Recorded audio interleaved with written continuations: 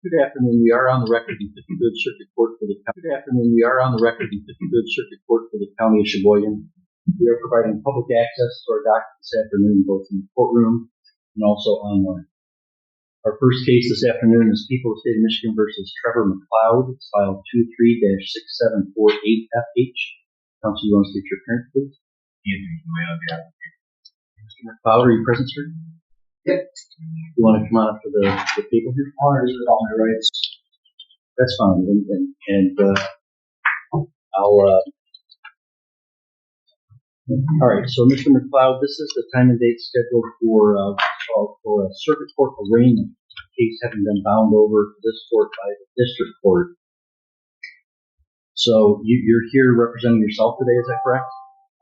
Yeah. What's that? Yeah. So I'm required by law to make sure that I've taken an initial waiver of your right to counsel in this court. So I covered a pretrial hearing in the district court, so we talked a little bit about this, but now it's up in my court. So you've got two constitutional rights. You have a constitutional right to be represented by an attorney, and if you wanted to have an attorney at public expense and qualified to have it. You also do have the right under our Constitution to represent yourself. Obviously, you can't do both things at the same time. So, do you understand your right to a lawyer, including a court-appointed lawyer? I understand. Okay. And do you wish to represent yourself instead of having an attorney? Yeah, I'm here by special appearance, and I will be representing myself. Okay. I'm required by law before I accept that waiver to do a couple things. One, advise you of the maximum penalties that you could face for the charges that you're in my court for. Resisting, obstructing conservation officers is a high court misdemeanor punishable by up to 2 years in prison and or $1,000 fine. There's a habitual offender second notice that's been filed by the prosecutor, which would make that a felony punishable by up to 3 years and or $1,000 fine. And marine safety operating while intoxicated is a misdemeanor punishable by up to 93 days and or 105 days. Do you understand the maximum penalty for the charges of this? Well, I don't even really understand why I'm here, honestly. Well, okay. Well, that's fine. Do you understand the maximum penalty that I just explained? No. So, hold on. I can't let you represent yourself until I establish a couple things. Well, I need to establish a couple things too, honestly. Hold on. Well, I can't let you represent yourself until I establish a couple things, or I'm going to be in trouble. Do you understand that the maximum penalty that you could face for the charges that you're here for is up to 3 years in prison and or $1,000?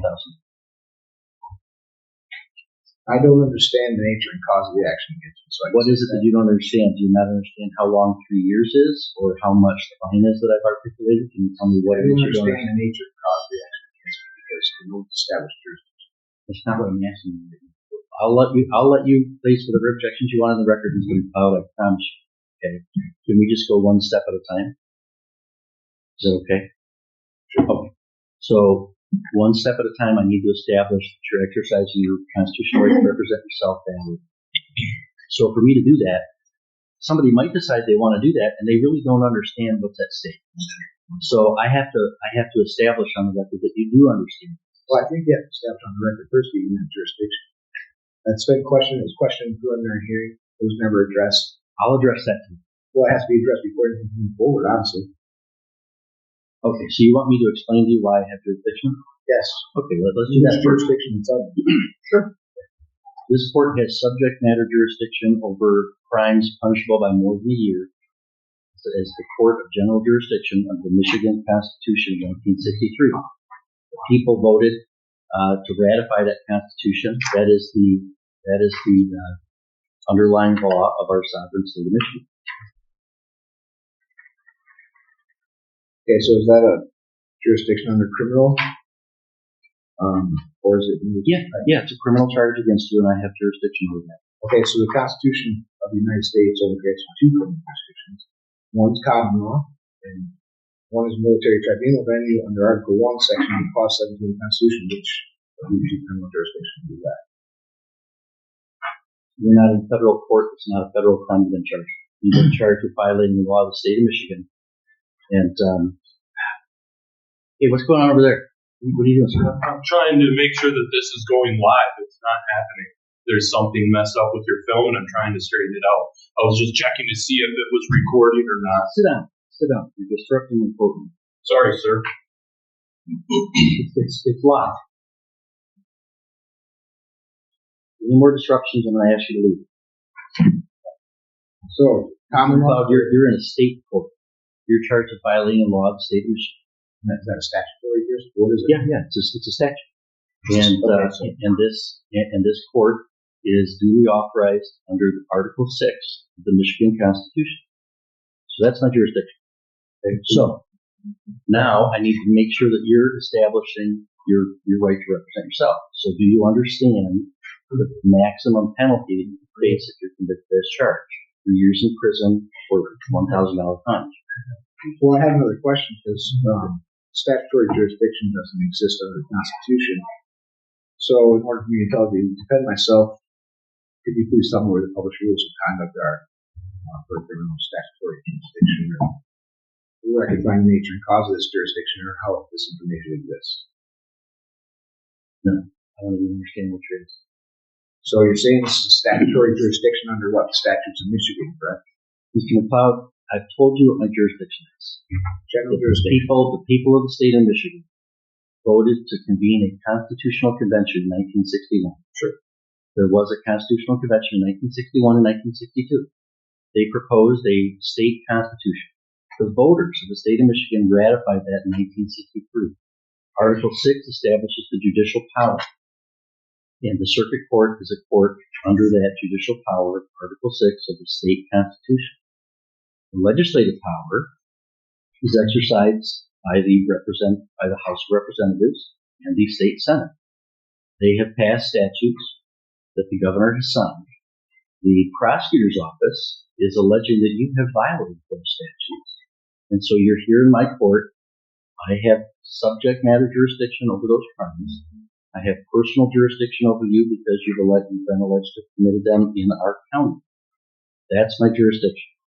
So, Mr. McLeod, you want to represent yourself? Do you understand the maximum penalty that you can face at 3 years in prison or At just 24 years old, this defendant was facing serious charges when the judge asked him a simple but powerful question: what are you planning to do with your life besides foolishness? His answer revealed that he had 4 children and wanted to turn his life around. But the judge wanted to know if he was truly ready to change his choices. $1,000 fine. One second. I can see why his attorney would do. Oh, Hang on. Someone in the prosecutor's office is not muted. I'm going to remove you from the meeting this time. Oh. The prosecutor's office is generally allowed to attend, to observe. They participated. I'm removing them from the hearing.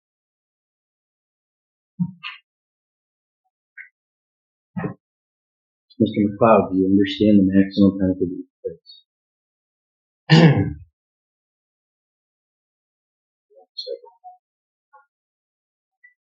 Okay, so in enforcement of mere statutes, judges of all courts do not act judicially and are thus are not protected qualified immunity. That's Owen versus the city. I just want to state a few things for the record since you're claiming this is jurisdiction under statutory law. Hang on. Mr. McLeod, look at me for a second. Can you talk here? I've challenged subject matter jurisdiction and nothing can go forward until that's addressed. You're saying I did address it and I denied your objection. I have subject matter jurisdiction. under the Constitution. Your objection is no. So, Mr. McLeod, do you understand? Let me explain to you. Sure. Sometimes, as I said, people might want to represent themselves, but let's say they have limited intellectual capacity and they don't understand what's going on. I have to establish that they know what's going on before I can allow them to represent themselves. I'm required to establish, do you comprehend, do you know the maximum penalty that you could face if you're convicted as a result of this charge? 3 years in prison or $1,000 fine. Do you understand that, Mr. McLeod? So, I'd like to state for the record that Mr. McLeod, stop. Stop, Mr. McLeod. If you don't understand it, I'm going to revoke your right to represent yourself and have an attorney represent you because I can't establish that you know what you're doing. So, do you know the maximum penalty that you would face? No. I've challenged this court's jurisdiction. We haven't established it yet. You said you have statutory jurisdiction, which doesn't exist under the Constitution. I'm trying to figure out where I stand. So I can't answer any of your questions until you answer some. That's not how it works. Are you refusing to answer my question? No, I'm Then answer. Do you understand the maximum penalty that you face for this charge? So judges who become involved in enforcement of Mr. these McLeod, statutes, I have a good man. Mr. McLeod, I understand you want to object to things, and you're going to be allowed to object. Okay? But we have to do things one step at a time. And I do have other cases. I'm not going to entertain this for like a whole hour. I've got other cases going on.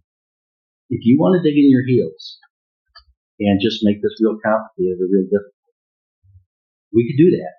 And I can hold you in contempt and go back to a jail cell for a while. I don't wish we held contempt. I just wish it back to seconds. It's never Right, that's fine. So before I can let you I can cite laws that will show you that the exercise of the right can't be converted into a crime. I'm trying to understand the nature and cause of the action against me. You're not clarifying enough where I can comprehend that, you say. Do you comprehend the maximum penalty that you would face? I'm not answering any of those questions until you establish that this is a court. The Constitution has jurisdiction over the jurisdiction. I established. I told you. You might think I'm wrong, and you can appeal. There's no such thing as a statute. Mr. McLeod, let me make this simple for you. Do you ever watch, let me make this simple for you. Sure. I'm going to ask you this question one more time. One more time. Two things are going to happen. You are either going to answer my question, or I'm going to hold you summarily in contempt, and the court officer will bring you to a jail cell, and we'll talk about it tomorrow. You understand that? So, Mr. McLeod, two things are going to happen. You're going to answer my question, or you're going to jail for summary contempt for not complying with the court's request. Do you, Mr. McLeod, understand that the maximum penalty for the charge against you is 3 years in prison and or $1,000? I don't understand the charges. Mr. McLeod is in contempt of court taking the custody. Really? That's it. Protecting my rights for someone else. So, you guys are follow unconstitutional orders. Not constitutional. Mr. McLeod is in contempt and sentenced to 1 day.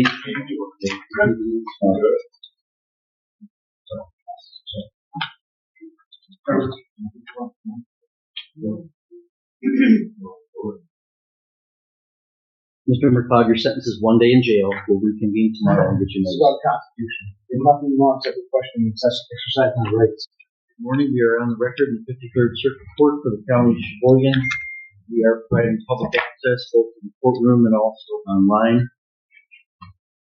We call the case of People's State of Michigan versus Trevor McLeod.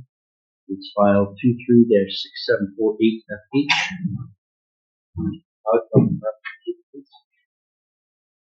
All right,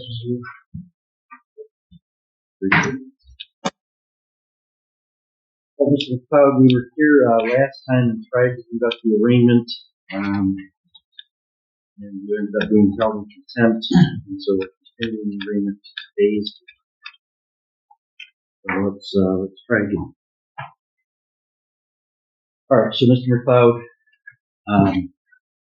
I've got to obey the dictates of the Michigan Supreme Court. They make me go through certain things. You're here without a lawyer. So I need to obey the Supreme Court and establish certain things so that I can make sure that you can represent yourself. So you've got the right to represent yourself or to have an attorney represent you. You can't do both at the same time. So I need to establish which one you're choosing. So to do that, I have to first advise you of the maximum charges that you face. Count 1 is a charge of resisting obstructing a conservation officer with habitual second notice. It's a felony punishable by up to 3 years and a $1,000 fine. Count 2 is operating a motorboat while intoxicated. That's a misdemeanor, punishable by up to 93 days and or $500 fine and or 45 days of community service, suspending the privilege to operate a vessel, cost of prosecution, or emergency response. Mr. McLeod, do you understand the maximum possible sentences for those charges? United States up for the record. No. I'm asking you a question. Do you understand the maximum punishments that you face? I fully accept the charge. I got a treaty right here that says I was wrong. That's for later. All right, Mr. McLeod, you apparently want to do this the hard way again. Just asking you if you comprehend the maximum penalty that they're charging you. I comprehend. Okay. Right. So, do you understand that you have the right to an attorney, either hired of your own choosing or provided at public expense? Do you understand that right? Do you wish to have an attorney represent you, or do you wish to represent yourself?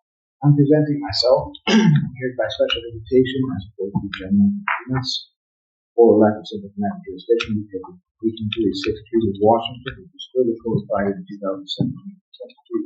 States that my vote cannot be registered. It's unlawful investigation, proof of the poisonous tree.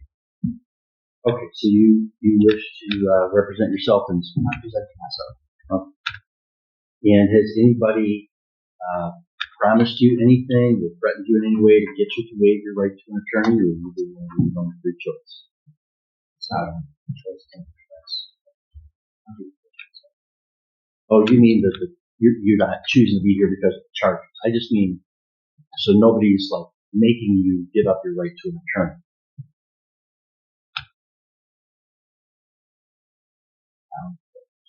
Well, I said you've got the right to an attorney.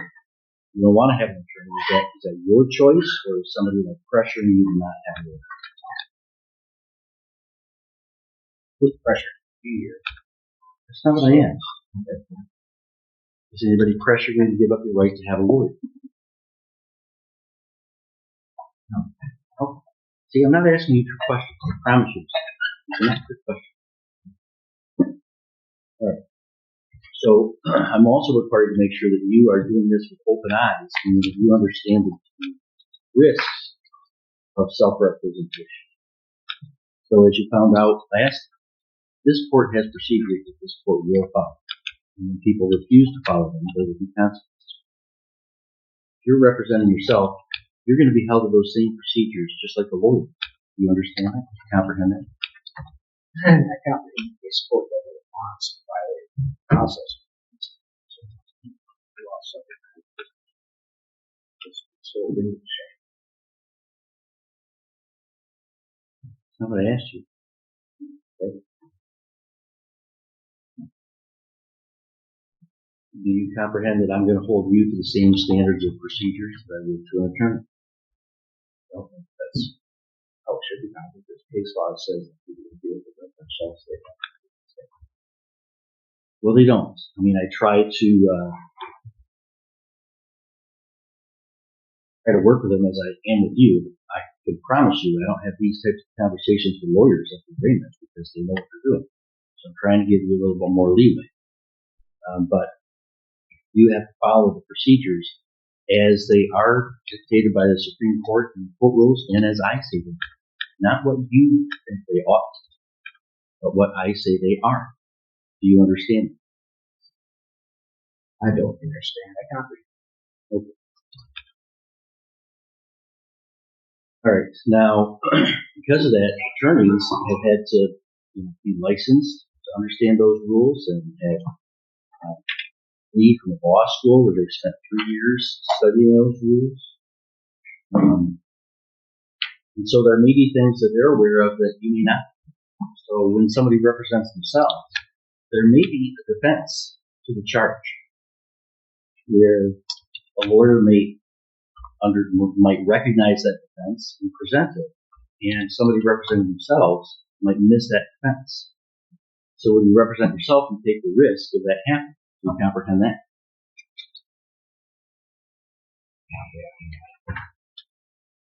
All right. So let me give you an example of that. About 2 years ago, I had somebody in my court in my other county, similar to your beliefs about the law. And this defendant was raising similar claims as you're seeking to raise. And they didn't prevail. because courts don't agree with those facts. And the person became so disruptive, I withdrew their permission to represent themselves, and I appointed an attorney for that person against their will. The attorney recognized that there was a defense to the charge, filed a motion, and I dismissed the case on the attorney's motion. The person representing themselves would have never recognized, or did not recognize that. So do you understand, when you represent yourself and give up the right to be represented by a trained attorney, you're taking a risk. There may be defenses that you might miss. I comprehend what you're saying. Okay. So we can just move forward. All right. So then the final thing that I have to decide is whether your self-representation will disrupt, unduly inconvenience, or burden the court in the administration of court business. I'm judging it just on last time's experience. The judge understood that people can have difficult childhoods, bad parents, and difficult circumstances. But she asked the question everyone was waiting for. At what age do you become responsible for your own actions? She wanted to know when the excuses end and personal responsibility begins. That powerful question completely changed the tone of the hearing. I would say, well, yeah, you're going to be disruptive, so I'm not going to let you represent yourself. Today, you've been tempted to go down that road, it seems to me, but you've owned yourself. So, well, at this point, find that you representing yourself is not going to unduly disrupt inconvenience or burden the court's business. You should understand this. That changes. You decide that you're going to run, but you do not. And then I will withdraw your authority to represent yourself. And I'll appoint an attorney to speak for you, and you won't be able to speak. But as long as you're going to, follow the proper procedures, at this point, I'll let you go. All right, so. This witness wasn't asking the judge for sympathy without a reason. She told the court that Eric had started working, wanted to return to school, and was trying to help others. She believed a felony conviction or prison would only make his future harder. Her message was simple: give him another chance to prove that he can change. I will find that Mr. McLeod is unequivocally waiving his right to counsel. He's made that right knowingly, intelligently, and voluntarily, and he's aware of the disadvantages of self-representation. And at this point, I'm finding that his self-representation will not be disruptive to the court. All right. Great. Now, Mr. McLeod, after arraigning on the charge itself, have you been given a copy of the document called Information Felony, the charging document that contains the charges against you?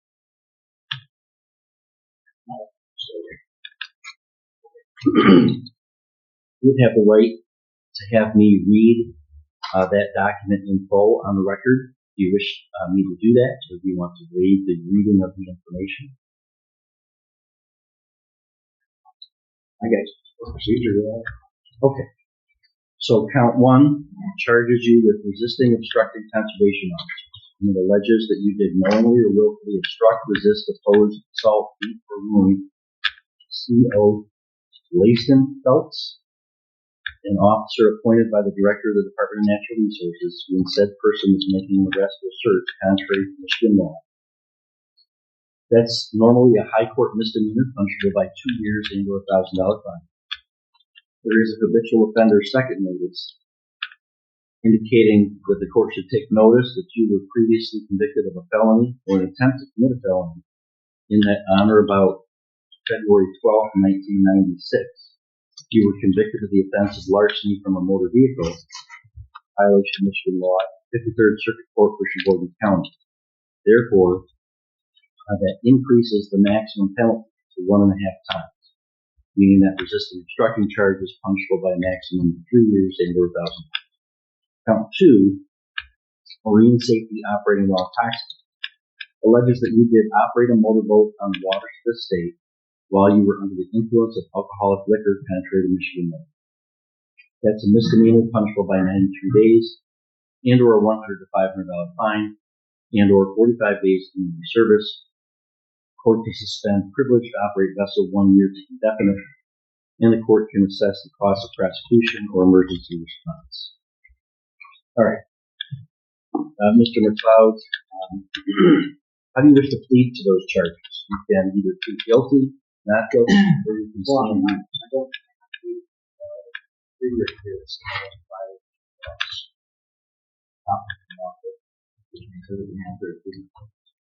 So that for evidence, copy of my final card, copy of the excerpt from 7. Well, that would be like a motion to dismiss later on, which you could file. In fact, you had filed a couple motions to be heard today, and you withdrew them. If you file motions and want them heard, I will hear them, hear your arguments, and I'll rule on them on the merits and law and facts. But you can't skip the entering of a plea and go right to a motion. I first have to enter a plea, either guilty, not guilty, or you can stand mute and refuse to enter. My understanding that you are refusing to enter a plea, which is fine. That's not a violation of court procedure. It's one of your options. You have three options right now: to enter a plea of guilty to the charges, enter a plea of not guilty to the charges, or to decline to enter a plea to the charges. One witness told the courtroom that 39 years earlier, he had stood in that same courtroom and received a 99-year sentence. Now he was there to support someone he believed had never been given the right opportunity. He said that if he had known Eric was struggling, he would have stepped in sooner. His testimony became one of the most emotional moments of the hearing. Which of those three options do you find? Okay, that's fine. You're ready to do so. So Mr. McLeod is standing mute as to the charges. The court will enter a not guilty plea on his behalf. Well, I'm sure you don't want me to enter guilty, so I have to enter one of the other. So are you finding it judicial determination that I'm not guilty? I do not have to subject myself to your cross-examination. I'm going to enter a plea of not guilty. Mr. Juliet, are the people requesting a referral to the Forensic Center? No, Your Honor. I don't see any indication that Mr. McLeod is incompetent to stand trial. So I won't refer court. All right. So, Mr. McLeod, the other thing I have to do is kind of pick a day for us to come back. Certain motions that you may file and schedule, or the prosecutor may file and schedule, or to see if there's a resolution of the case, or to schedule a trial. And we call that a docket call. We're calling the case to the docket. So I've got to pick a docket call. Usually do that about a month out.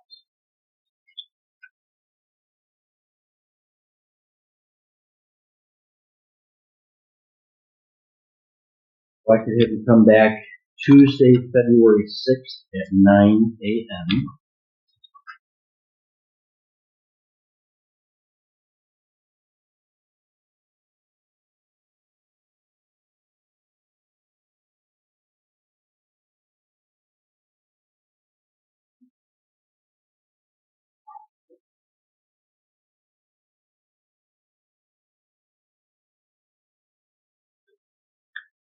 Juliet, what would be the estimated length of trial, case next trial?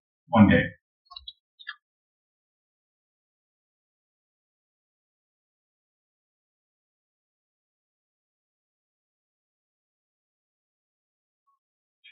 All right, Mr. Juliet, anything further from the people?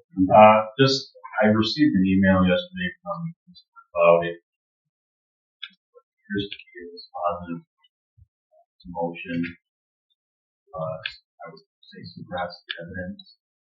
I know he filed a motion based on summary disposition a while back that was withdrawn. I would just request that if he wants to move forward with that motion to suppress, give us a copy of the written motion. Perhaps we'll hear it on the 6th. I would just ask 7 days to respond to it. All right. The judge acknowledged that a person's childhood can shape their future, but she refused to let it become an endless excuse.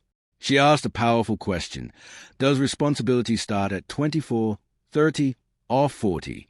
Eventually, she said, people have to take responsibility for their own actions.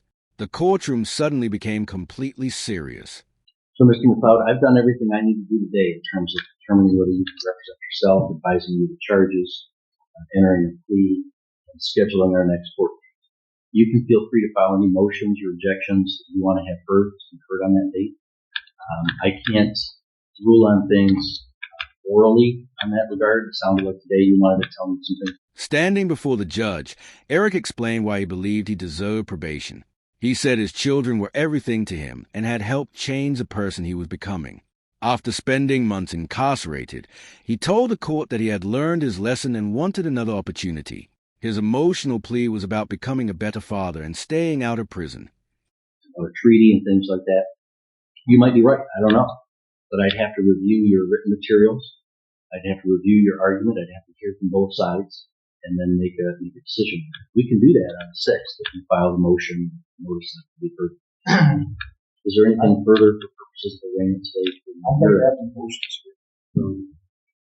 And I'd like to review my bond restrictions, which are quite invasive.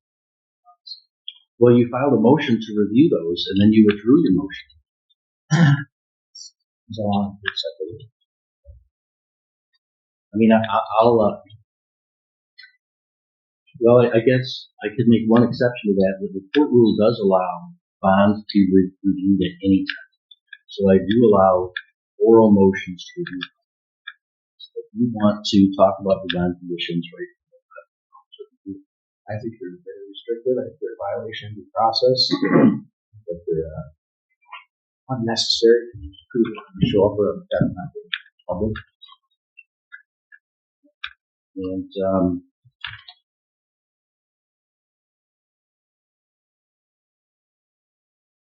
and what those conditions are, because I didn't set them; those are set by the district court. So we review. Which conditions is it that you are thinking are unduly restricted?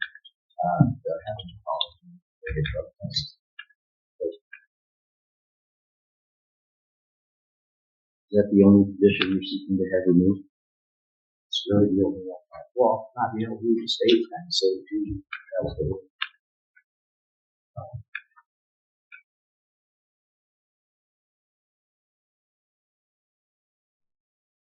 All right, Mr. Juliet, Mr. McLeod is objecting to the bond conditions of calling the bond line for testing every day and not meeting the state mission.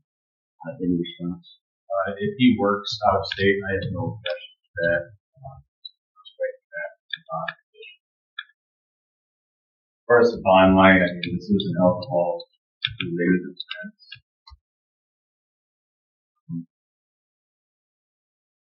It has been a while. There's been no bond violation. I don't have any objection to it. Okay, now the initial conditions downstairs did say except travel for work purposes. However, I mean, looking at this charge, I've got a misdemeanor charge, I've got a fairly low severity felony charge.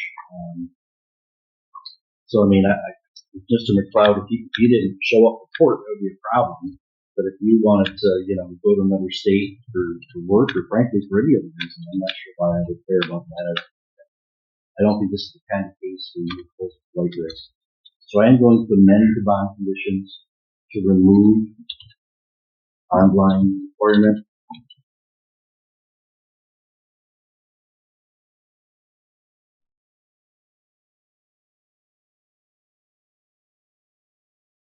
And remove the restriction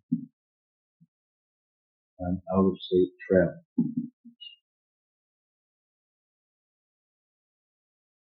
If this were a drunk driving charge with a motor vehicle, I don't think I'd remove that, because I think we still want to do testing.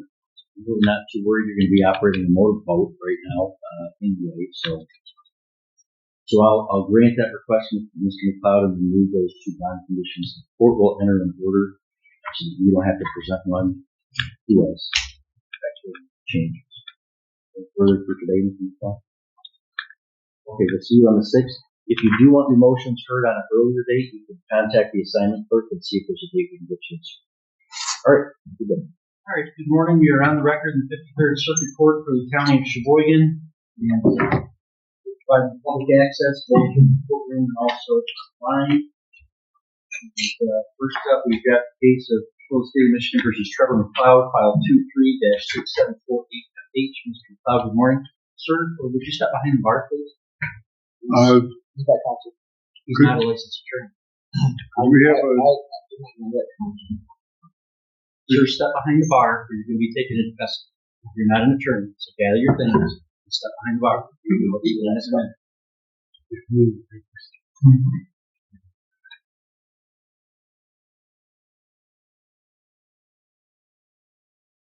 So, Mr. McLeod, I first have to establish that you told me before that you wanted to represent yourself. Are you changing your mind on that matter? I'm bringing my own counsel for the trial, yes. Is he an attorney licensed in the state of Michigan? He doesn't have to. Yes, he does to practice in this court. So you're not wanting to represent yourself then? Am I hearing that correct? You want an attorney? I have a right to counsel. Yes, you do. Doesn't have to be licensed attorney. Yes. No, it doesn't. In the courtroom, who do you think gets to decide that question? You or me? So me. And so you may be represented by an attorney, but it has to be a member of the bar association. Now, I can tell you, I read your motion and Mr. Velke's reported appearance, which is not authorized. And it seems to me that perhaps you want him just to explain some things to the court about the consent. That's right. Now, for that purpose, in your motion, you may call him as an expert witness. He can offer testimony on your behalf. But I can't allow him to make arguments on your behalf or represent you in the case. Well, that's why we put it in. Okay, so you just want him to offer some testimony. Sure. Okay, so we can do it that way, and he can testify as a witness. There's no problem. Assuming that he meets the requirements for witness and follow the rules of evidence. Sure. All right. So, with that in mind, I need to confirm, are you still desiring to represent yourself? Yes. Yes, you are. Okay. All right. So we are here on your motion to suppress. There is in the court file a preliminary examination transcript, so I did have an opportunity to review that, and I'll take judicial notice of those proceedings. Then I suppose we can take supplemental proofs. So Mr. McLeod, I guess, at the preliminary examination, the conservation officer testified about his actions and observations that day. Did you wish to have him offer further testimony about that, or do you want to just rely on the transcript of the preliminary? Okay, Mr. Juliet, do you wish to supplement that in any way, or just very briefly? I believe he's on testimony. Okay. The objection to that, Mr. McLeod? What's that? Okay. What's the basis for the objection? That his testimony is, I've already got proof of here. Well, that doesn't tell me why he shouldn't be allowed to offer some additional testimony. Because it's not valid. You don't trust it. He's already lying.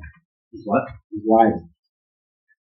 Well, again, that's a different problem. I mean, if the witness testifies falsely and will, it's a serious problem.